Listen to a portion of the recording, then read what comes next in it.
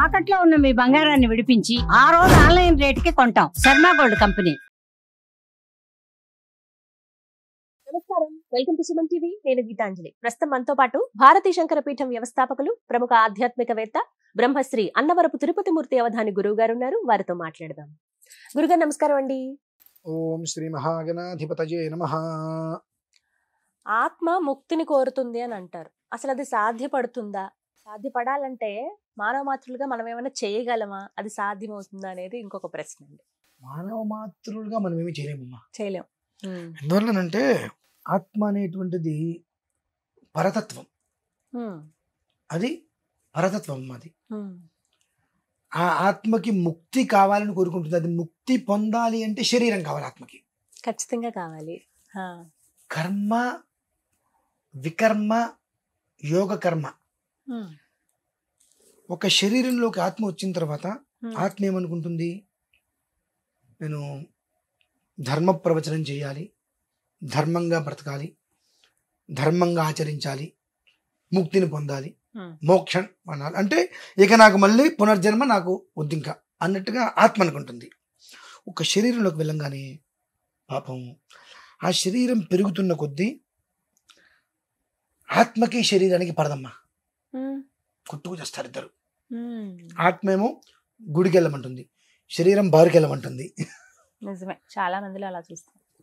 అస్సలు ఆ ఆత్మ అనేటువంటిది మానసిక ఒత్తిడికి గురవుతుంది. ఇంకా వీడు ఈ శరీరం ఏం కోరుకుంటుంది? కోరికలను కోరుకుంటుంది. ఏ కోరిక కాందే ఉంది? ఇంకా కోరిక కాదు అనేటువంటిది లేదు. ప్రతి ఒక్కదాన్ని శరీరం కోరుకుంటుంది. ఆత్మ అన్నిట్లకి దూరం దూరం దూరం అంటూ ఉంటుంది. కానీ శరీరం అనేటువంటిది ఎప్పుడు కూడా ఆత్మ మాట వినదమ్మా. ఆత్మ మాట వింటే మోక్షం పొందుతుంది. ఆత్మ మాట ఎప్పుడు శరీరం విందు. అందుకని మన పెద్దవాళ్ళు ఒక్కోసారి అరే నువ్వు కూర్చున్నప్పుడు, ఒంటరిగా కూర్చున్నప్పుడు నీలో నువ్వు మాట్లాడుకో, నిన్ను నువ్వు ప్రశ్నించుకో అంటూ ఉంటారు. నిన్ను ప్రశ్నించుకున్నప్పుడు నీ లోపల ఉన్నటువంటి ఆత్మ నీకు సమాధానం చెప్తుంది. అది ఎక్కడ సమాధానం చెప్తే మనం మారిపోతాం కాబట్టి మనం ప్రశ్నించుకోం. ఎట్లాగో దీనికి ఈ శ్మశాన వైరాగ్యం అని చెప్పి, ప్రసూతి వైరాగ్యం కొన్ని కాసేపు మనం ఇలా చేయకూడదు కదా, చాలా తప్పు కదా, ఆ క్షణం అయిపోగానే మళ్ళీ చేస్తాం. ఇలా 8 సార్లు అమ్మ పాపం ఆత్మ శరీరంలోకి వెళ్తూ ఉంటుంది.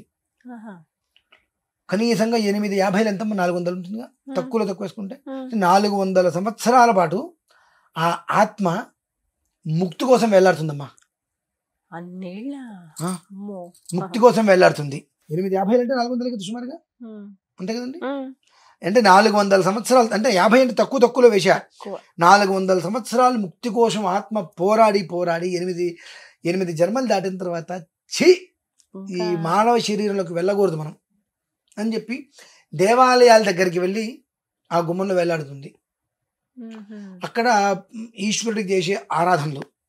అలానే కొంతమంది జపం చేసేటప్పుడు లోపల దాచేసుకొని జపం చేస్తూ ఉంటారు.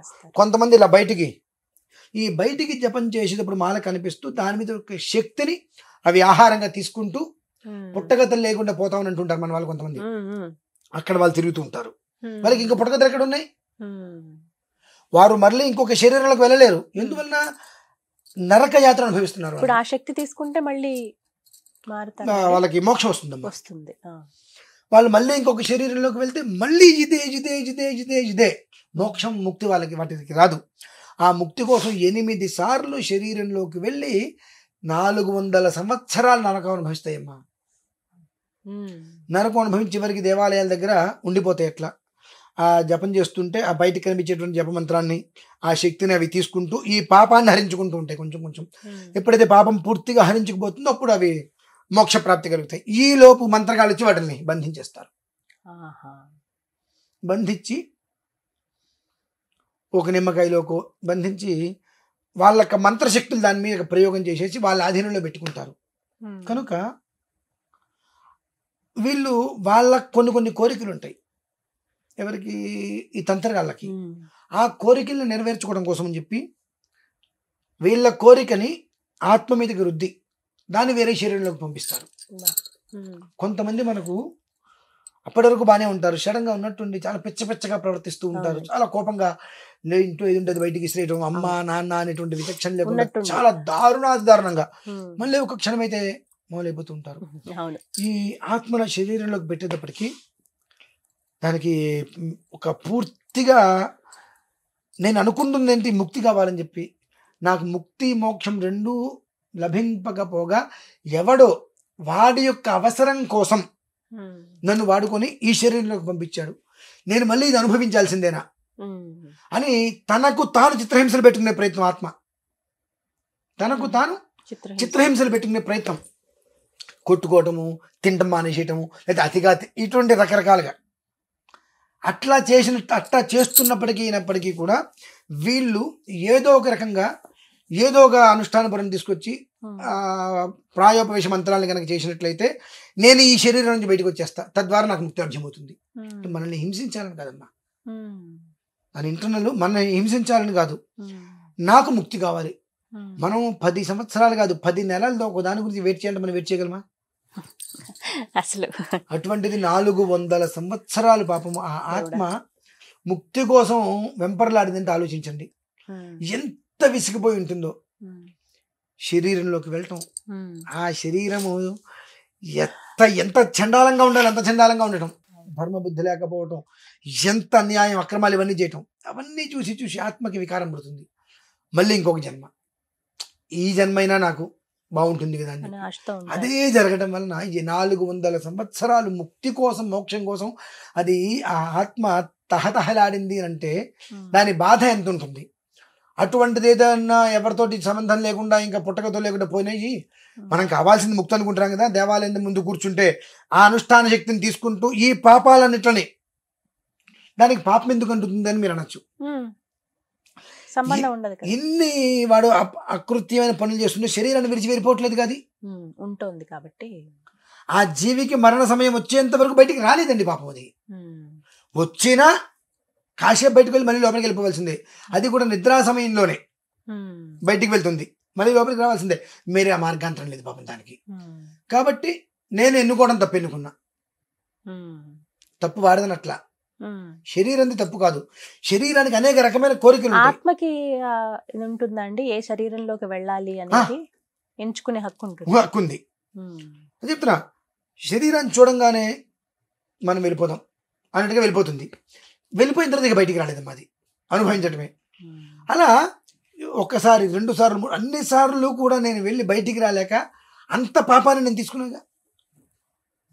మొదటిసారే నేను బయటకు వచ్చి గురి దగ్గర కూర్చోలేకపోయాగా, రెండో వాడు ఏదైనా ఉపక్రమిస్తాడేమో, మూడోసారి నాకు మోక్షం వస్తుందేమో అని చెప్పి అక్కడ మోక్షం రాకపోగా అక్కడ ఏదో అనుష్ఠానం చేస్తుంది, వీడెవడో వచ్చి భూతమాంత్రికుడు వచ్చి దాన్ని నిమ్మకాయలో పెట్టి బంధించేసేసి వాడి మంత్ర ప్రయోగాలు చేసి ఏదో ఒక శరీరంలోకి వాడి అవసరం కోసం పంపిస్తే అది చిత్రహింసలో పడుతుంది ఇంకా తనకు తాను. ఎందువలన అంటే నేను చిత్రహింసలు పెట్టుకుంటున్నాను అనుకుంటుంది, కానీ వాడు చిత్రహింసలు పడుతుంటాడు నానా రకాలుగా. అంటే ఎందుకని ఏదో ఒక రకమైనటువంటి మంత్రశక్తి అనుష్ఠానపరుడు రాకపోతాడా, దానికి ప్రయోగం చేయకపోతాడా, కొన్ని రకాల మంత్రాలను పెట్టలేకపోతాడా, తద్వారా నేను బయటకు వచ్చి మోక్షాన్ని పొందలేకపోతానా అనేటువంటి దీనికోసము ఆత్మ తాపత్రయపడుతుందమ్మా. ఆత్మ ఎందుకు ముక్తి పొందలేదు అని అంటే ఆత్మకు ఉన్నటువంటి కోరిక వేరు, శరీరానికి ఉన్నటువంటి కామ్యం వేరు. ఆత్మకు ఉన్నటువంటి ఒకటే, ముక్తి లభించాలి. శరీరానికి అనేకం అంటే ఇది భగవంతుడా నాకు ఇది ఒక్కటి కావాలి భగవంతుడు అంటాడు, అది ఒక్కటి రాగానే ఇంకొకటి కావాలి, అంత ఉండదు, ఇంకా అది రాగానే ఇంకొకటి కావాలంటాడు. ఇక అంతం ఎక్కడుంది వీడికి? అంతే. కాబట్టి జీవితకాలం ఈ అన్నిట్ల పాపాలను అది మోస్తూ ఉండాలి పాపం. కాబట్టి ఆత్మకి ముక్తి రావాలి అంటే ఒకటి ఆలయం దగ్గర ఉన్నప్పుడు ఈ జపానుష్ఠానాల ద్వారా వచ్చేటువంటి అనుష్ఠాన శక్తిని తీసుకొని పాపాలని అన్ని కూడా ఉపసంహారం చేసుకొని మోక్షానికి వెళ్ళిపోవటం. ఇకపోతే రెండవ విధానం, ఇది మోక్షం పొందాలి అంటే కొంతమంది సత్పురుషులు ఉంటారు.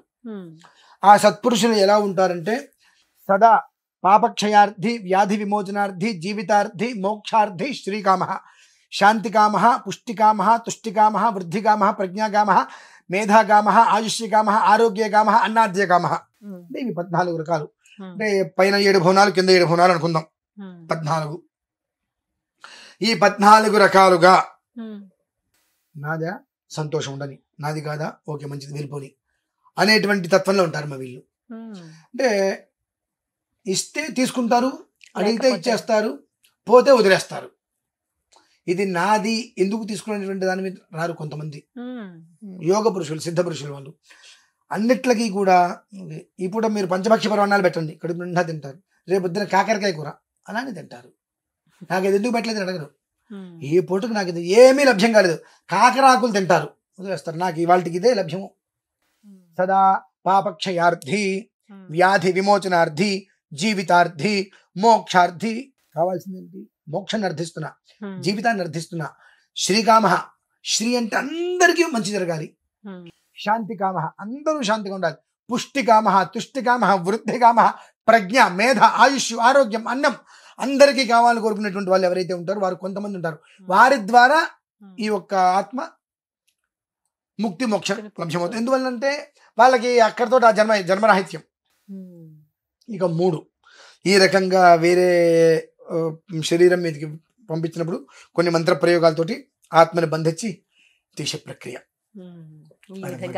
ముక్తిని పొందుతుందంటారు. ఆ రకంగా మాత్రమే దానికి మోక్షం పొందేటువంటి యోగ్యత ఉంది. చక్కగా వివరించారండి. ధన్యవాదాలు గురుగారు.